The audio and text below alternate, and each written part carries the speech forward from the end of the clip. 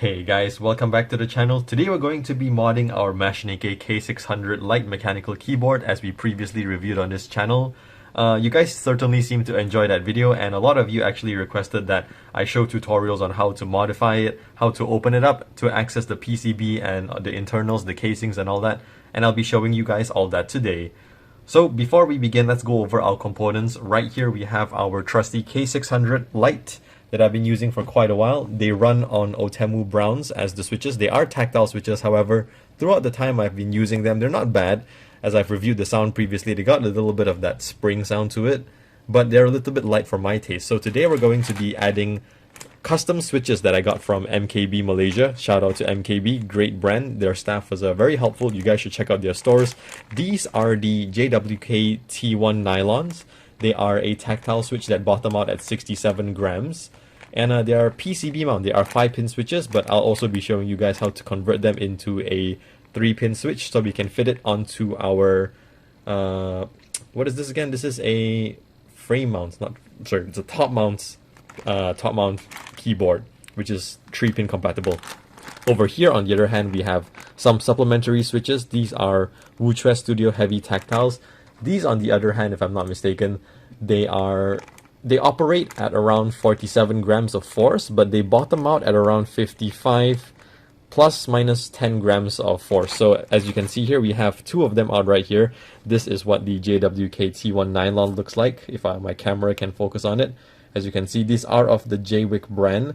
They are a 5-pin switch, but as I said later, we'll be converting them into 3-pin.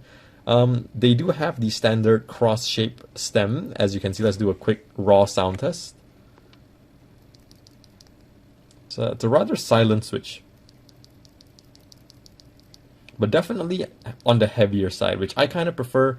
I think a lot of tactile users kind of prefer like a slightly heavier feel, especially for me who came from Razor Greens. Those had a really high spring weight. And now we're going to move on to the Wuque Studio Heavy Tactile. Now they say it's a heavy tactile, but in my opinion it's not that heavy. It is a definitely noisier switch, as you can see. Sound test.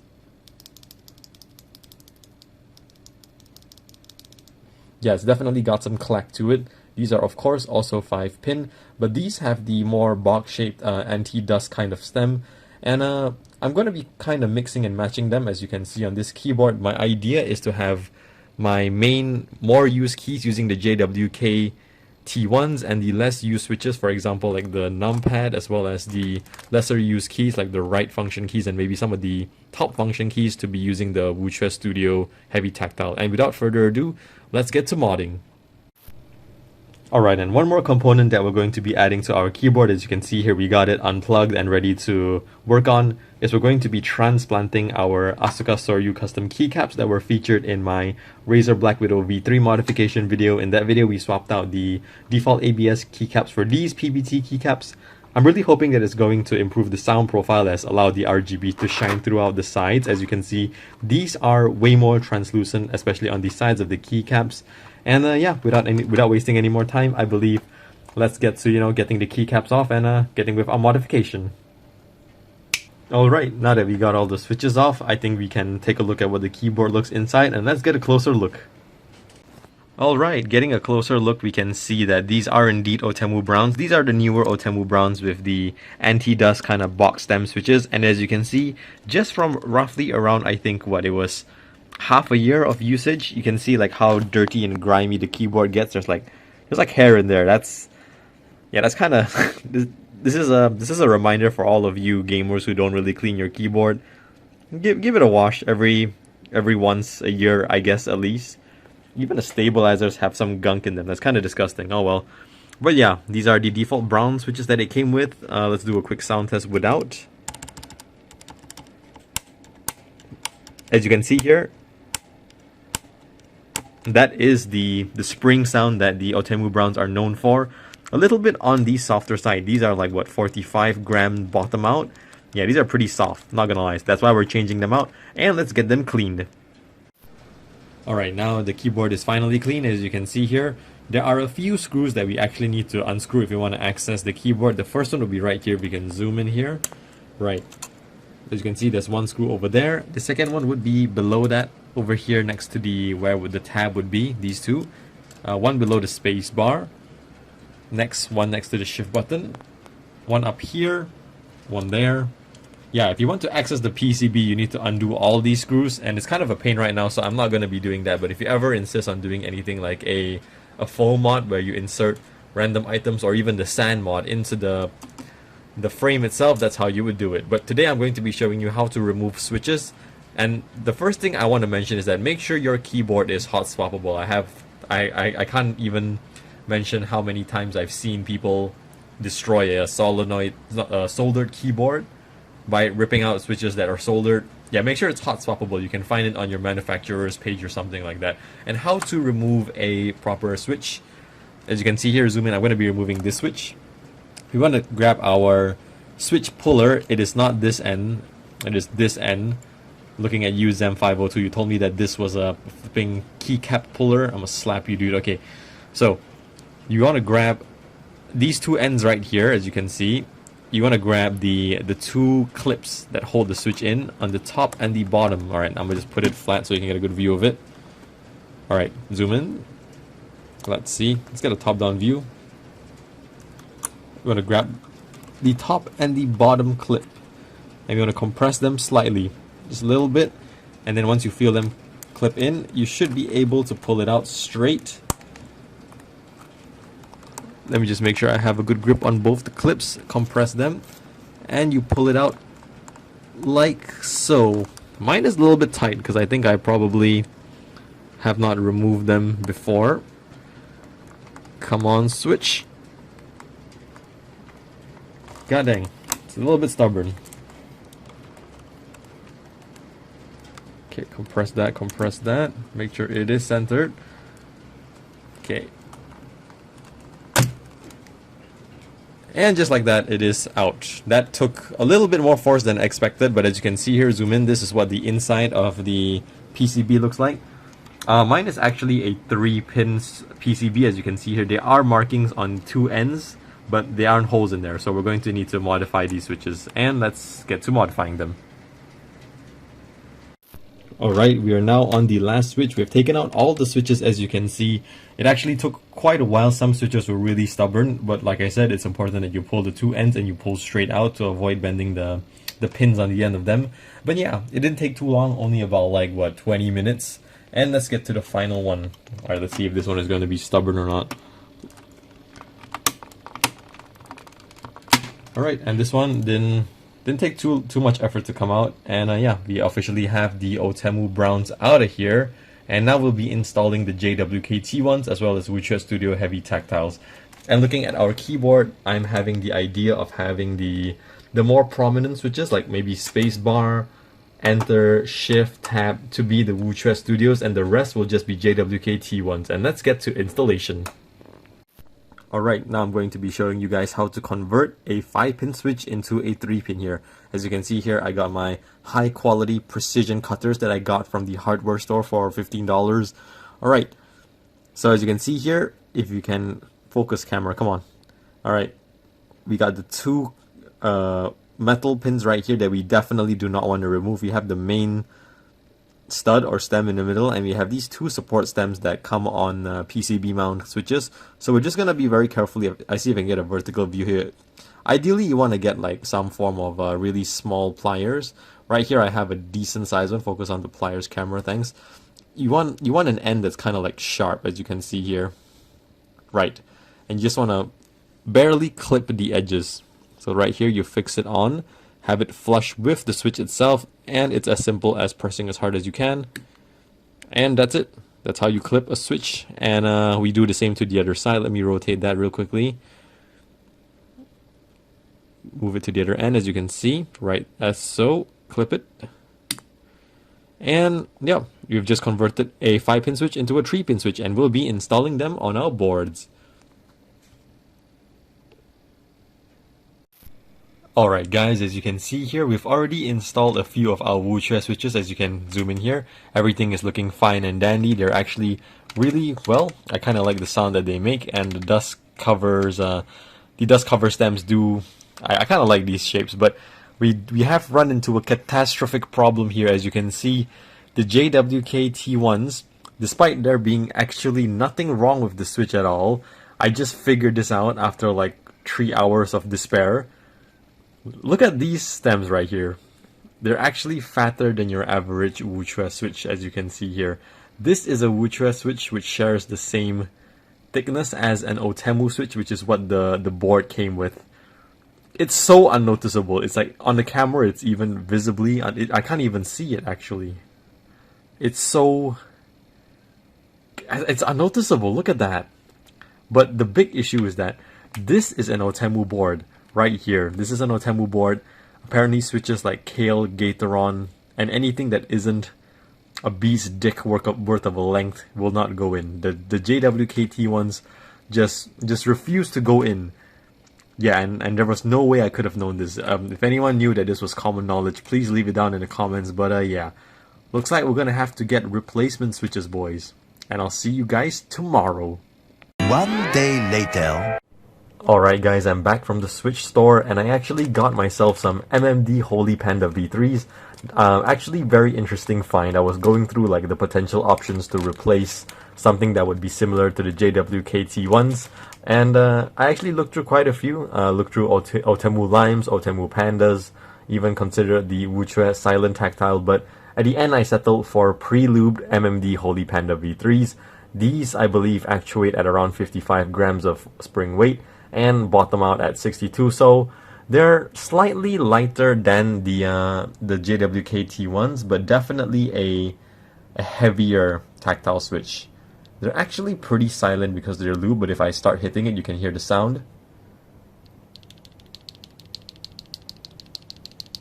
Quite interesting. So I'll be pairing them with the Wuque Studio heavy tactiles that I had, and my plan currently for these two is that over here on my keyboard, as you can see, the right side, the numpad is going to be fully Wuque Studio heavy tactiles along with my arrow keys. And for the remainder of the Wuque Studios, I'm going to be installing them in very certain select keys. Maybe I'll install the spacebar with it, but definitely I want Z and X, which are my Osu keys, to have them. And I think I'm just going to install all of them, and yeah, let's get to it.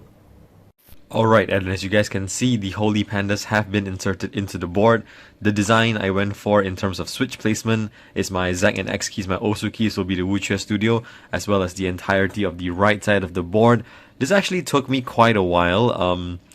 The arrow keys are also Wuque Studios. I'd recommend that when you guys install your own switches, do take your time. Like it's pretty delicate. If you're not that careful, you could accidentally like bend the switch, or worse, like snap them off. I'm talking about the stems, of course. But the final switch, I thought I might as well like show how to properly install it. As you can see, our 3-pin PCB, our 3-pin switch right here. All you have to do is just align the switches. So align the switch so that the stems fit into the PCB holes. Make sure that it's aligned properly. Usually, if you just follow the box hole, it should be good enough. Just slide it in like so. Don't ever try to force it in. You want to like kind of just lightly guide it into it. Then with your thumb or with your any other finger, you can just slightly apply pressure until you hear a click.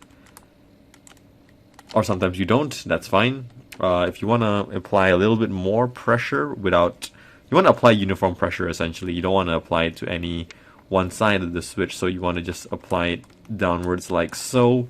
And as you can see, that is securely tightened. And now we're going to do a keyboard test. Always test all your switches before proceeding to the next step, which is the keycaps installation, and we should be fine. Alright, and as you can see, currently we have all the switches working. I am currently, pressing right here on my keyboard every single switch that is to be tested. Everything seems to be working fine. The only grayed out switches are the ones that I simply don't have on my keyboard, as I have a 98% keyboard, not the most common layout.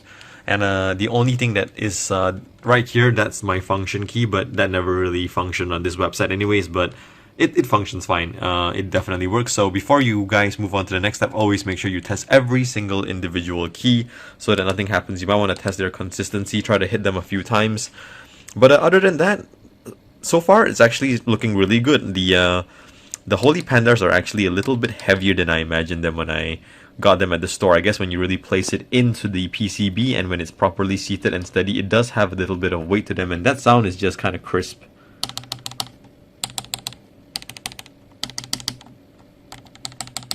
Yeah, very nice. Moving on to the Wuque Studios that are still stellar. These are definitely noisier and almost have a lighter actuation to them, but a more defined tactile bump. I'm really interested to see what these will feel and sound like with all the keycaps attached. And speaking of keycaps, let's get them on.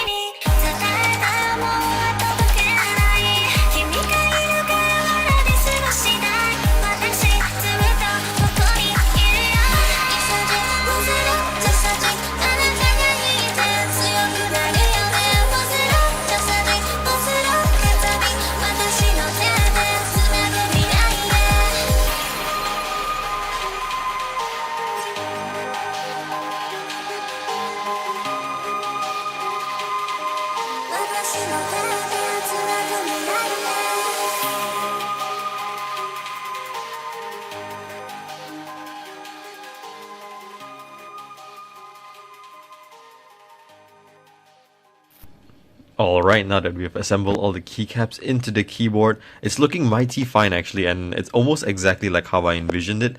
The semi-translucent sides of the keycaps really allow the RGB to shine through over the white plate at the bottom, and I've already reviewed these Asuka keycaps in my previous video featuring my Razor Black Video V3, but somehow it even looks even nicer on this layout if you ask me.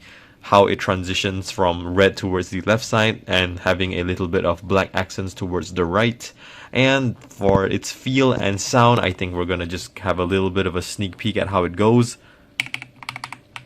Oof, that sounds very nice. Oh my lord. I don't know if you guys can hear that. Oh, the Holy Panda V3s do hold up to their reputation as being a... Oh, that is sound. What about the spacebar? The spacebar isn't as stocky as I hoped it would be. It does have a nice clack to it though. It does kind of feel a bit muted. It could be due to the stabilizers. I don't really feel like it though. It has a little bit of a shorter travel. Could be the actual keycap of the spacebar itself, but regardless, pretty good actually. The alternate keys, the larger enter keys. Oh, that sounds good. Backspace does sound fine. And now for the ZAC NX, which are the Wuque Studios. Oh, these definitely sound different. Oh, okay, it's gonna be noisy whoever is around me when I play Osu. And the entirety of the right side numpad is also Wuque Studio heavy tactiles. Let's see how they sound.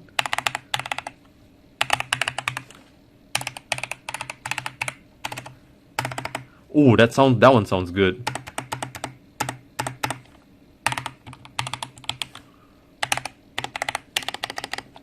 Alright, you know what? I think that is a really great success. It really took quite a while, but I think I'd rather spend like the time doing this and having it turn out properly, everything be functional. It is my keyboard after all. I'm kind of nothing without my keyboard. And yeah, I guess that's all for the modifications we're gonna do in this video. Do let me know what you guys want to see next on this Machenike K600 Lite. Maybe like a foam mod, or maybe I might even consider the electrical tape PCB mod. That one I've been holding off for a while, but my good friend Wavy has been telling me to do it.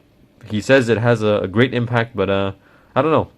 I'll be sticking with this for a while. I'll be letting you guys know if I decide to stick with the decision to keep the Z and X as Wuque Studios, and the rest of these as Wuque Studios as well.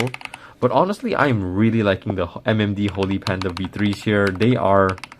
They just feel and sound stellar. They are definitely way heavier than the standard Otemu Browns, and yeah, they just feel and sound amazing. I can understand the hype behind the Holy Pandas now. Probably one of the better known tactile switches out there. And yeah, I guess I'll see you guys in the video before we end with a typing test.